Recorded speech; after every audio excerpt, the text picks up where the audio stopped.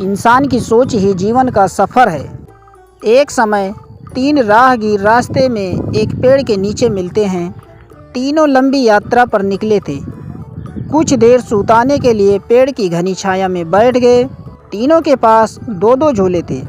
एक झोला आगे की तरफ और दूसरा झोला पीछे की तरफ लटका हुआ था। तीनों एक साथ बैठे और यहाँ वहाँ की बातें करने लगे, जैसे कौन कहाँ से आया, कहाँ जाना है, कितनी दूरी है, घर में कौन कौन है। ऐसे कई सवाल जो अजनबी एक दूसरे के बारे में जानना चाहते थे। तीनों यात्री कद काठी में समान थे, पर सबके चेहरे के भाव अलग अलग थे। एक बहुत थका निराश लग रहा था, जैसे सफ़र ने उसे बोझिल बना दिया हो। दूसरा थका हुआ था पर बोझिल नहीं लग रहा था, और तीसरा अत्यंत आनंद में था। दूर बैठा एक महात्मा इन्हें देखकर मुस्कुरा रहा था। तभी तीनों की नज़र महात्मा पर पड़ी और उनके पास जाकर तीनों ने सवाल किया कि आप मुस्कुरा क्यों रहे हैं। इस सवाल के जवाब में महात्मा ने तीनों से फिर सवाल किया कि तुम्हारे पास 2-2 झोले हैं, इनमें से एक में तुम्हें लोगों की अच्छाई को रखना है और एक में बुराई को, तो बताओ क्या करोगे आप सब। एक ने कहा, मेरे आगे वाले झोले में मैं बुराई रखूँगा ताकि जीवन भर उनसे दूर रहूँ, और पीछे अच्छाई रखूँगा।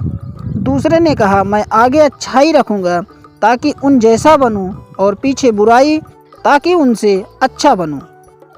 तीसरे ने कहा, मैं आगे अच्छाई रखूँगा ताकि उनके साथ संतुष्ट रहूँ, और पीछे बुराई रखूँगा और पीछे के थैले में एक छेद कर दूँगा, जिससे वो बुराई का बोझ कम होता रहे और अच्छाई ही मेरे साथ रहे। अर्थात वो बुराई को भुला देना चाहता था।